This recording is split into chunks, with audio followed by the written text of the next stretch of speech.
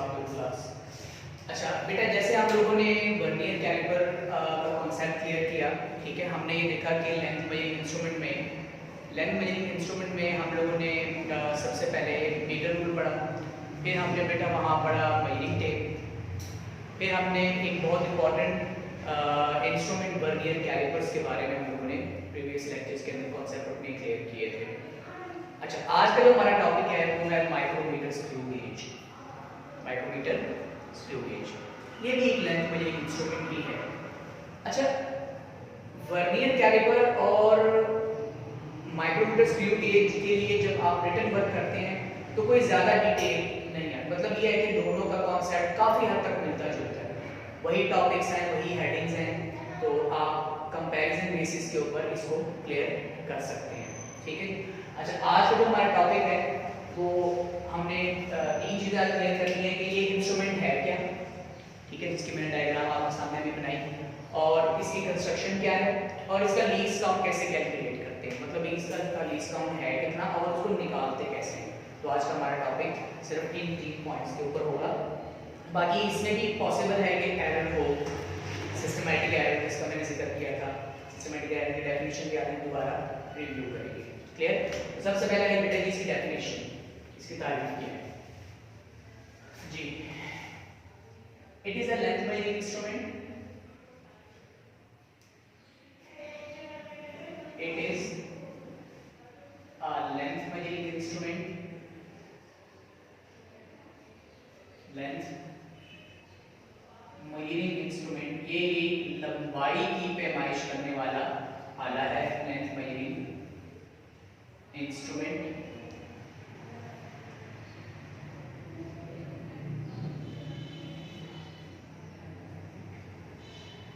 which is used to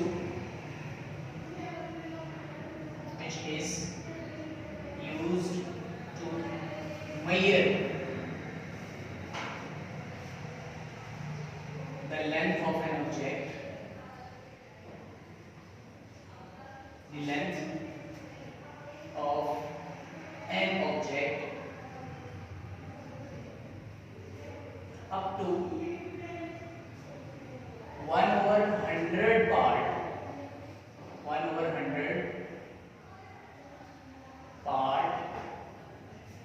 of 1 millimetre. अब ये बड़े हैरान की बात है, ठीक है, इसी को हम क्लियर करेंगे। जैसे वर्नियर कैलिपर मैंने आपको बताया था, और 1 millimetre with accuracy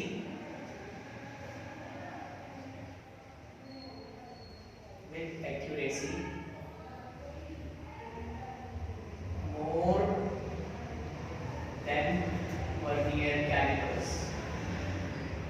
vernier callipers, ji.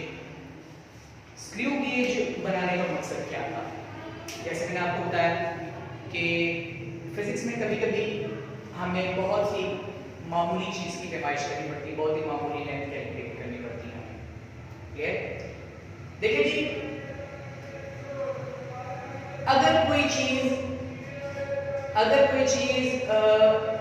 Metre rule से मेजर नहीं हो पाती, मेजरिंग टेप से मेजर नहीं हो पाती, क्योंकि वो छोटी इतनी हो, तो हम प्रेफर करते हैं कि वर्नियर कैलिपर यूज किया जाए।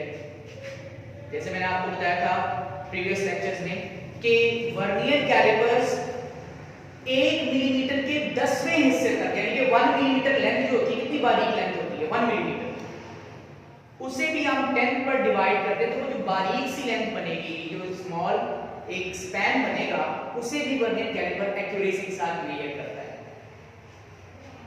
ठीक? लेकिन फिजिक्स में कभी कभी कुछ चीजें बहुत ही छोटी होती, बहुत मामूली होती, बहुत ही मामूली, जैसे कि एक बारीक वायर है, इलेक्ट्रिकल वायर, जिसकी लेंथ बहुत ही, जिसकी थिकनेस बहुत ही मामूली होती है, बड़ी लाइट सी होती है, पतली सी होती है एग्जैक्टली। तो उसे हम जब उस थिकनेस को कैलकुलेट करेंगे तो हमें एक ऐसा इंस्ट्रूमेंट चाहिए जो कि बहुत ज्यादा एक्यूरेट रीडिंग दे। एक तो मसला ये है कि वो वर्नियर कैलिपर से मेजर नहीं हो पाएगा, क्योंकि वो मटेरियल वर्नियर कैलिपर के लीस्ट काउंट से भी छोटा है। वर्नियर कैलिपर के लीस्ट काउंट से भी छोटा है। तो हमें एक ऐसा इंस्ट्रूमेंट चाहिए, हमें एक ऐसा इंस्ट्रूमेंट चाहिए जो उन चीजों की भी मेजरमेंट करे जिन्हें वर्नियर कैलिपर मेजर नहीं कर पाता, जिन्हें वर्नियर कैलिपर मेजर नहीं कर पाता। तो ऐसा इंस्ट्रूमेंट है screw gauge, micrometer, screw gauge.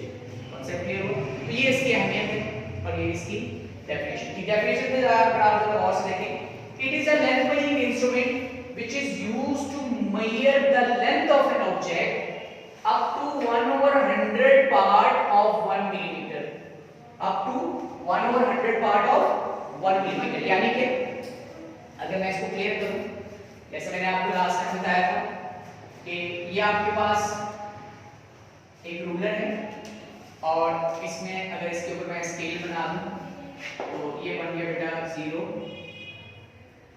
1 2 3 4 5 6 7 8 9 और ये हो गया बेटा 10। यानी कि ये टोटल स्पैन बन गया 1 सेंटीमीटर। कितना बन गया ये? 1 सेंटीमीटर। यानी कि जैसे मैंने प्रीवियस लेक्चर में बताया था कि 1 सेंटीमीटर इक्वल होता है 10 मिलीमीटर के। ये एक स्केल है। तो ये जो आपको स्पैन नजर आ रहा है, ये वाला स्पैन, मतलब अगर आप इसको गौर से देखें तो ये कुछ इस तरीके से आपको नजर आ रहा होगा। ठीक हो गया? समझ आ गई? तो ये क्या है बेटा? 1 मिलीमीटर। क्या है बेटा ये? 1 मिलीमीटर। इस 1 मिलीमीटर स्पैन को भी आप 100 इक्वल पार्ट्स में डिस्ट्रीब्यूट, आप इसको डिवाइड करें। ठीक है, 100 इक्वल पार्ट में 1 2 3 4 5 6 7 8 9 10 11 12 13 14 15 16 95 90 6 97 98 99 एंड 100। तो कितनी बारीक सा एक स्पैन, कितना बारीक सा स्पैन बन गया। तो ये इंस्ट्रूमेंट इस 1 मिलीमीटर को, इस 1 मिलीमीटर को आप 100 पर डिवाइड कर दें तो वो जो आपके पास वैल्यू आएगी, जो स्पैन आएगा, उसे भी ये इंस्ट्रूमेंट एक्यूरेटली मेजर कर सकता है। क्लियर हो गया? समझ आ गई है? अच्छा, स्क्रू गेज 1/10 पार्ट तक, यानी कि स्क्रू गेज में हमने इस 1 मिलीमीटर को 10 हिस्सों में तकसीम किया था और यहाँ पर हमने 100 हिस्सों में तकसीम किया है। तो इसके साथ आप ऐड कर दें ऑफ 1 मिलीमीटर, यानी कि 0.01 मिलीमीटर। यहाँ तक एक्यूरेटली ये मेजरमेंट कर सकता है। क्लियर? श्योर? आगे चले हम लोग। ये है बेटा आपकी डेफिनेशन स्क्रू गेज की। अब हमारा जो नेक्स्ट टास्क है, अच्छा इससे हम लोग जैसे मैंने पहले जिक्र किया, इससे हम लोग किसी वायर की थिकनेस फाइंड आउट कर सकते हैं। एक बॉल है, ठीक है, आयरन बॉल, उसकी थिकनेस फाइंड, उसका डायामीटर फाइंड आउट कर सकते हैं। इसके अलावा मैकेनिकल इंजीनियरिंग में और सिविल इंजीनियरिंग के अंदर इसका बहुत ज़्यादा रोल है। मुख्तलिफ किस्म के जो स्टील बार्स होते हैं, सरिये वगैरह, उनकी थिकनेस फाइंड आउट करने के लिए भी हम इस्तेमाल कर सकते हैं। अच्छा, मैं आपको एक चीज़ क्लियर कर दूं कि जितना कोई इंस्ट्रूमेंट, जितना किसी इंस्ट्रूमेंट का लीस्ट काउंट छोटा होगा, जैसे कि मीटर रूल है, ठीक है, मीटर रूल, इसका लीस्ट काउंट है 1 मिलीमीटर। कितना बेटा इसका लीस्ट काउंट? 1 मिलीमीटर, ठीक है, 1 मिलीमीटर। और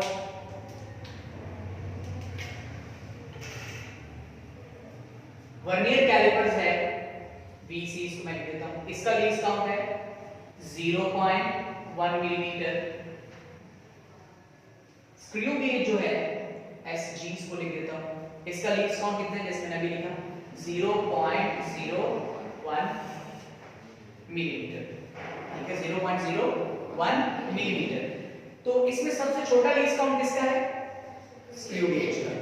याद रहे, जिस इंस्ट्रूमेंट का लीस्ट काउंट जितना छोटा होगा, वो इंस्ट्रूमेंट उतनी एक्यूरेट और डिटेल्ड वैल्यू दे सकता है, आंसर दे सकता है। ये याद रखना है।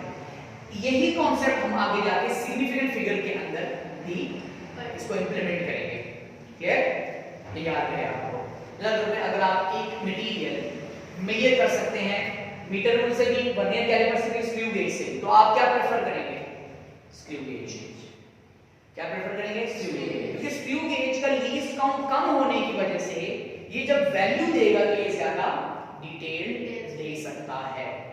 ठीक है, बात समझ आई? ये एक्स्ट्रा आपके चीजें आपको बता रहा हूं, साथ साथ इसको बेटा लिखते रहा करें। Smallest the least count more accurate and more detailed value will obtain. इस तरह की हिंट जो है वो अपने पास लिखते रहा करें। अच्छा चलिए अब आप आगे चलते हैं इसकी कंस्ट्रक्शन की तरफ। जी डायग्राम बेटा मैंने अभी आपके सामने बनाई और आपको मैंने कहा कि आपने इसकी प्रैक्टिस भी करनी है, आपने कैसे बनाना है इसको। ठीक है कि स्टेप बाय स्टेप आपको सारी चीजें मैंने समझा दी। अच्छा अब हम इसको लेबल करते हैं। ये बेटा ये आपके पास डायग्राम सामने मौजूद है स्क्रू गेज की। मैं जरा इसको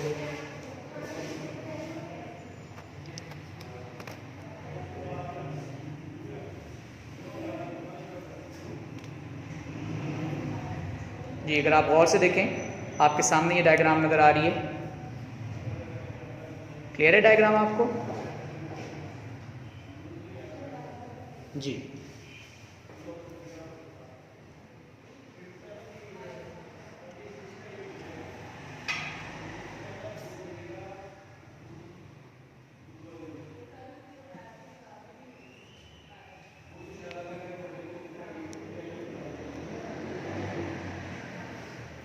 जी बेटा इसको थोड़ा सा मैंने क्लियर कर दिया यहाँ पे।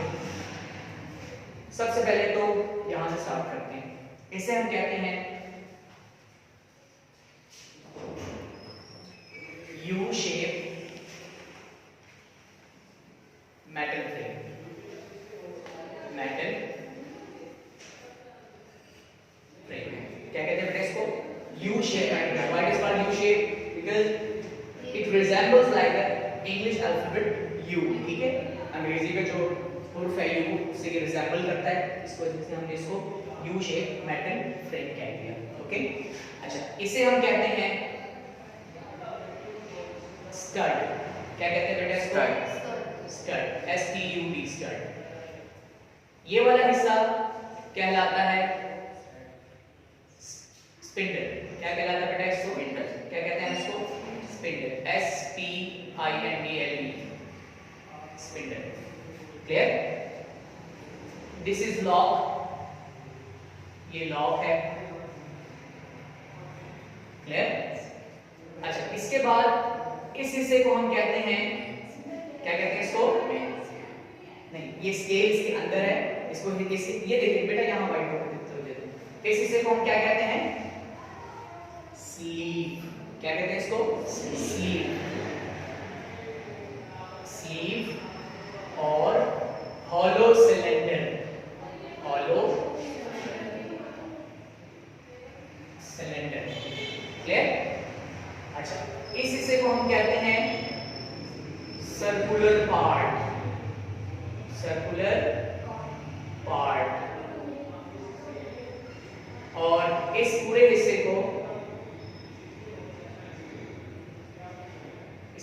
को हम कहते हैं thimble.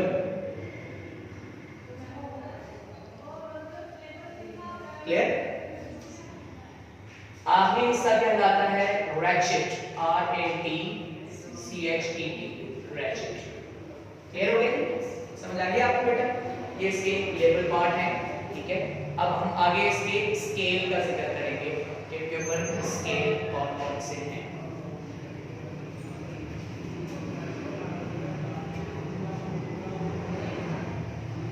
White is called sleeve और हॉलो सिलेंडर। इसका भी मैं अगर आपको समझा तो हमारे पास ये मंडलाइन में मौजूद है।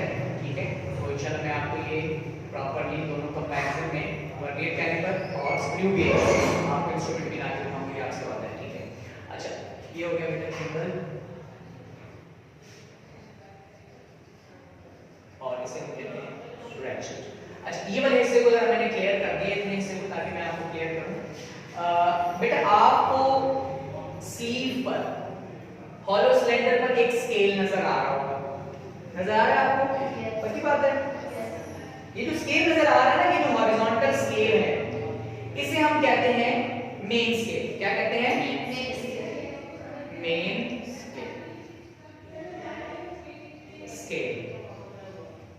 क्या कहते हैं बेटा इसको? Main scale. अच्छा, और सर्कुलर पार्ट पर जो एक सर्कुलर पैटर्न पर स्केल होता है, ठीक है, इसकी डिफरेंट डिविजन होती हैं। जो बड़ा स्केल जो बड़ा वर्नियर कैलिपर स्क्रू गेज है उस पर 50 डिविजन्स होती हैं, ठीक है। जो छोटा वाला है बिल्कुल इतना मामूली सा बड़ा क्यूब सा होता है वो, ठीक है, वो उस पर 100 डिविजन्स होती है। ओके, तो ये हमने बनाया है 50 डिविजन्स वाला, ठीक है, बड़ा वाला, ठीक है। इसकी अपनी एक लेंथ होती है, अपना एक साइज होता है। अच्छा, इस स्केल को हम कहते हैं सर्कुलर स्केल। क्या कहते हैं बेटा? Circular scale. सर्कुलर स्केल जी। एक दफा दोबारा रिवाइज कर लें आप। जो स्केल हॉलो सिलेंडर या स्लीव पर मौजूद है हॉरिजॉन्टल पैटर्न पर, इसे हम कहते हैं मेन स्केल। क्या कहते हैं बेटा इसको? Main scale. और जो स्केल सर्कुलर पार्ट पर मौजूद है उसे हम कहते हैं सर्कुलर स्केल। क्या कहते हैं बेटा इसको? Circular scale. क्लियर? अच्छा, ये जो आपके पास रीडिंग्स मौजूद है ना, ये डिफरेंट होती है, मतलब 15 सेंटीमीटर 20 सेंटीमीटर कोई भी हो सकती है आपके पास। लेकिन हम आगे चलते हैं, जरा एक बार कंस्ट्रक्शन दोबारा क्लियर कर दें जी। यू शेप मेटल फ्रेम, ये वाला हिस्सा स्टील का बना फिक्स होता है, इसके साथ स्टड। ये जो आपको यू शेप नजर आ रहा है, यहां से इस हिस्से के साइड पर एक ओपनिंग होती है, सुराख होता है, जिसके अंदर से ये पूरा का पूरा हिस्सा अंदर मूव कर जाता है, ठीक है। यहां से इस वाले हिस्से से ये वाला हिस्सा इसके साथ अटैच होता है, स्लीव भी इसके साथ अटैच है यू शेप मेटल फ्रेम के साथ, ठीक है। यहां पर इसकी ओपनिंग होती है जिसके अंदर से ये पूरा हिस्सा, मतलब ये हो गया कि ये जो स्क्रू गेज है ये दो पार्ट्स पर मुश्तमिल होता है। वहां पर भी दो पार्ट थे, एक मेन पार्ट था और एक वर्नियर पार्ट था। यहां पर भी एक मेन पार्ट है और एक सर्कुलर पार्ट, रोटेटरी पार्ट भी कहते हैं इसको, कह सकते हैं इसको, ये इस पर मुश्तमिल है। अच्छा, इसके बाद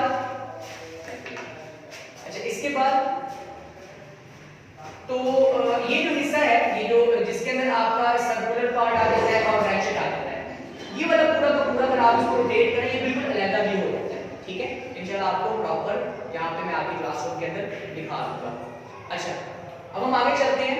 ये कंस्ट्रक्शन हो गई लीस्ट काउंट। देखिए मैंने आपको पहले बता दिया कि जो माइक्रोमीटर स्क्रू गेज है ये 1 मिलीमीटर के 100वें हिस्से तक एक्यूरेट रीडिंग देता है। 1 मिलीमीटर के 100वें हिस्से तक एक्यूरेट रीडिंग देता है। क्लियर? ओके था ना ये बात? तो अगर हम उस 1 को 100 पर डिवाइड करें तो 0.1 मिलीमीटर आता है। लेकिन हम इसको कैलकुलेट कैसे करते हैं, जो हमारा नेक्स्ट टॉपिक है, ठीक है। कंस्ट्रक्शन हो गई, अब हम लीस्ट काउंट की तरफ जा रहे हैं। How to calculate least count, जो मेरा शॉर्ट क्वेश्चन का सेशन होगा अभी इसके बाद, ठीक है, उसके अंदर मैं आपको बताऊंगा कि इतने हिस्से में आपके कितने शॉर्ट क्वेश्चंस आ चुके हैं जी। How to calculate least count.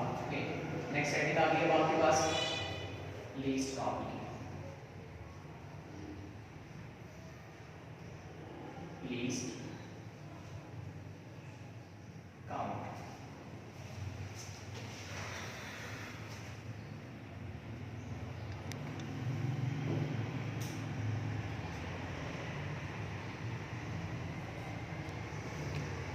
जी बेटा लीस्ट काउंट को कैसे निकालना है, हम लोगों ने इसकी कैलकुलेशन कैसे करनी है, इसका फार्मूला हमारे पास क्या है। पेज नंबर है आपके पास 13।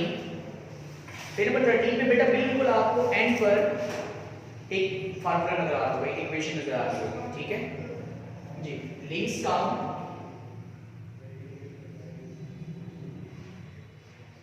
व्हाइट बोर्ड पे तो वजह चाहिए। लीस्ट काउंट इक्वल्स टू जी क्या है, pitch of the screw. What is pitch? ये पिच भी बड़ा इंपॉर्टेंट टॉपिक है, ठीक है। तो प्रैक्टिकल के अंदर हम इसको क्लियर करेंगे। बेसिकली ये जो आपका स्लीव है ना, स्लीव हॉलो सिलेंडर, इसके इंटरनल सरफेस पर चूड़ियां होती हैं, थ्रेड्स होती हैं। जिस तरह एक पेच होता है, ठीक है, उसके एक्सटर्नल सरफेस पर होती है, और एक नट होता है उसके इंटरनल सरफेस पर चूड़ियां होती हैं जो इसको फिल करता है, ठीक है। इसके इंटरनल स्ट्रक्चर पर होती है, और ये वाला जो हिस्सा है इसका भी एक हिस्सा होता है, इसके अंदर एक पार्ट होता है, इंशाल्लाह आपको जैसे आपने दिखाने का वादा किया है, तो उसके एक्सटर्नल स्ट्रक्चर पर एक चूड़ी होती है। तो वो क्या होता है, वो उसके ऊपर फिक्स होने के बाद प्रॉपर ऐसे रोटेट करती है। तो बेटा जब हम इसको रोटेट करते हैं ना, इस पूरे पार्ट को ऐसे रोटेट करते हैं क्लॉकवाइज और एंटी क्लॉकवाइज, तो ये हिस्सा इस स्लीव के ऊपर आगे और पीछे हरकत करता है। आप इसको घुमाएंगे आगे जाएगा, ठीक है, आप इसको बैकवर्ड वापस घुमाएंगे अपनी तरफ तो ये पीछे की तरफ आएगा। तो ये इसके ऊपर डिस्टेंस कवर करता है। तो एक रोटेशन पर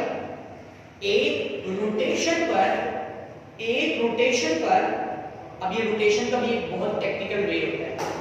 एक रोटेशन पर सर्कुलर पार्ट है, ये वाला पूरा हिस्सा हॉलो सिलेंडर पर या स्लीव पर 1 मिलीमीटर का डिस्टेंस कवर करता है। तो वो जो 1 मिलीमीटर है वो इस स्क्रू गेज का पिच कहलाता है। इसका मतलब ये हुआ कि वो जो चूड़ियां हैं, वो जो अंदर थ्रेड्स लगी हुई हैं, उनके दरमियानी फासला जो है वो 1 मिलीमीटर। कितना है वो? 1 मिलीमीटर। इसका मतलब ये कि अगर आप एक दफा घुमाएंगे तो इसने एक चूड़ी एक थ्रेड को कंप्लीट कर दिया, फिल कर दिया। एक रोटेशन पर 1 मिलीमीटर मूव करने का मतलब ये हो गया कि उसने एक चूड़ी, एक इंटरनल थ्रेड जो है उसको वो उसने फिल कर दिया है, कंप्लीट कर दिया है। और जिसके नतीजे में हमने ये देखा कि सर्कुलर पार्ट जो है वो इस स्लीव के ऊपर या मेन पार्ट के ऊपर 1 मिलीमीटर का डिस्टेंस कवर करता है। सो 1 millimetre is the least count. Okay, समझ आ गई मेरी बात बेटे? अच्छा, ये जो हमने जो बनाया है ना, इसका तो पिच और होता है जो हमने इंस्ट्रूमेंट बनाया है। अगर सर्कुलर स्केल पर डिविजन्स हो 100, अगर सर्कुलर स्केल पर डिविजन्स हो 100 तो पिच होगा 1 मिलीमीटर। कितना होगा? 1 मिलीमीटर। अगर सर्कुलर स्केल पर डिविजन्स हो 50 तो वो कितना होगा पिच? 0.5, हाफ हो जाएगा ना उसका, ठीक है। तो जो डायग्राम बनी है वो मैंने 50 का बनाया हुआ है, लेकिन हम यहाँ पर जो कैलकुलेशन करेंगे बेटा वो आपके टेक्स्ट बुक के लिहाज से हम लोग इसको 100 वाली रीडिंग को कंसीडर करने के बाद हम इसको करेंगे। क्लियर? श्योर? अच्छा, चलिए अब आगे चलते हैं इसको जी। Pitch of the screw gauge,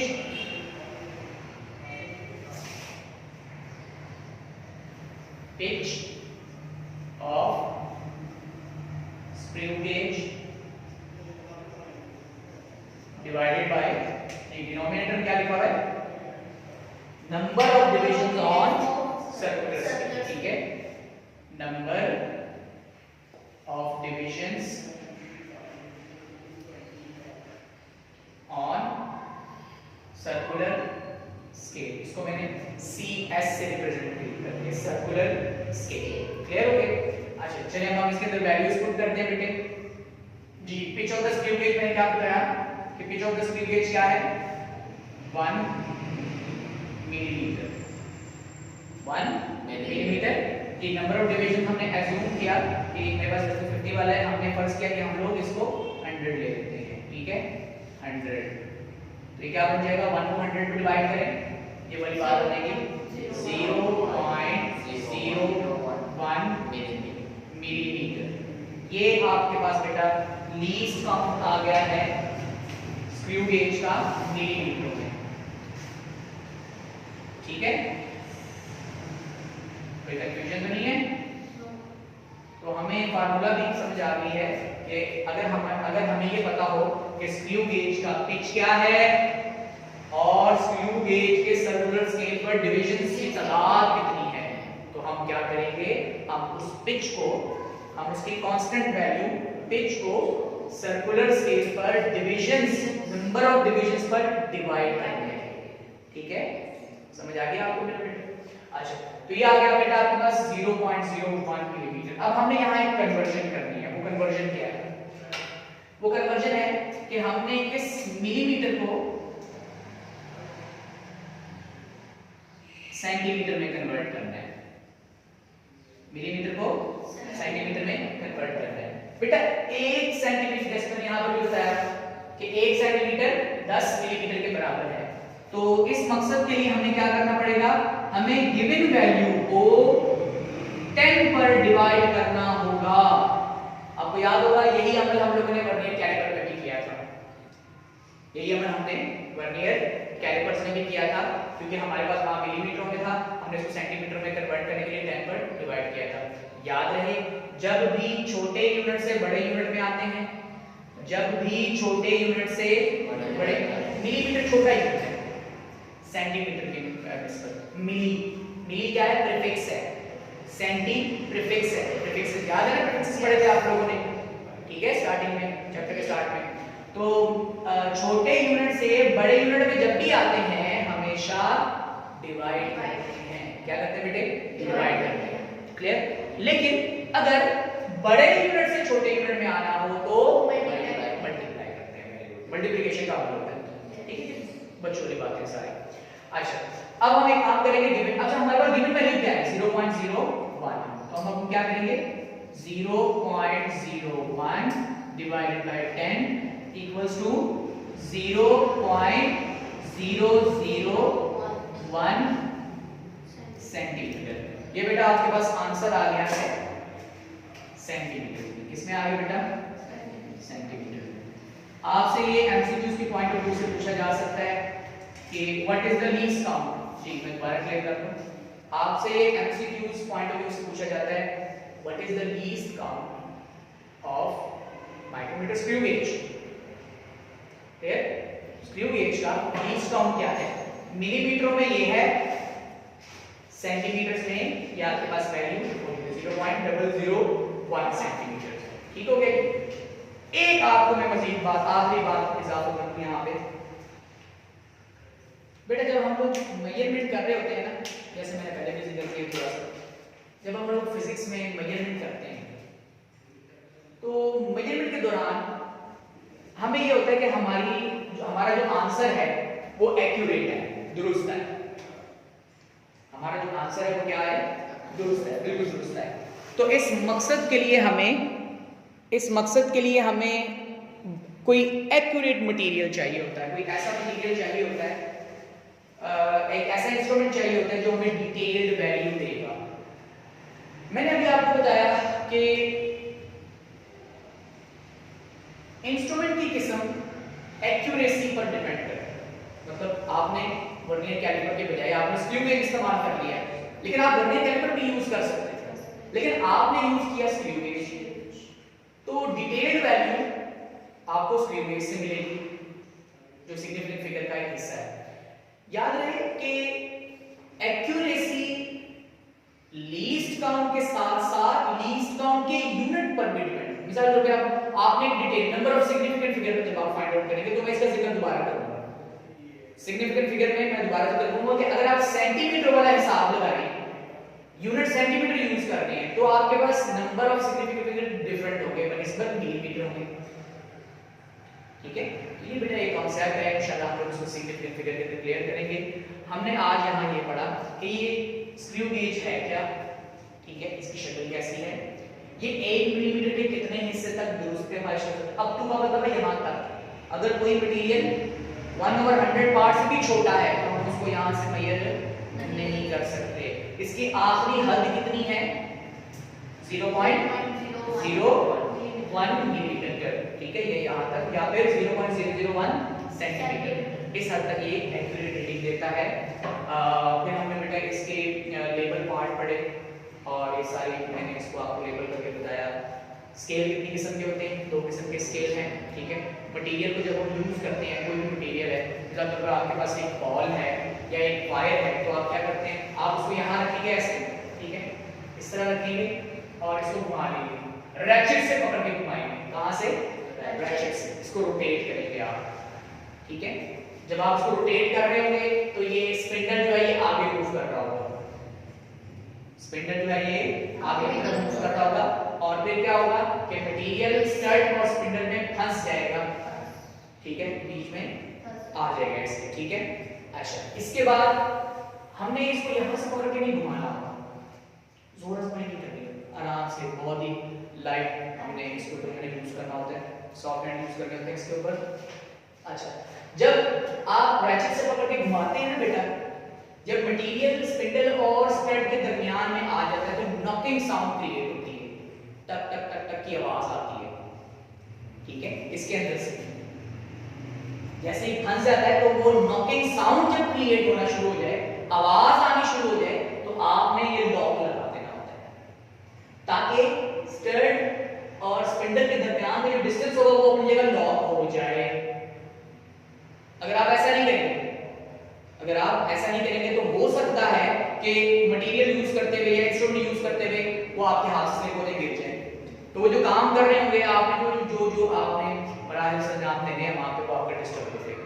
तो ये कुछ प्रिकॉशन है जो कि प्रैक्टिकल्स के अंदर बताई जाती हैं। जब हम प्रैक्टिकल्स करेंगे इंशाल्लाह, जब हम बड़ी क्लास में जाएंगे मैट्रिक के बाद, तो वहां पे बेटा ये सारे कॉन्सेप्ट इंशाल्लाह हम दोबारा पढ़ेंगे। क्लियर? कोई क्वेश्चन तो नहीं आपको, कोई कंफ्यूजन तो नहीं आपका? चलिए, थैंक यू वेरी मच।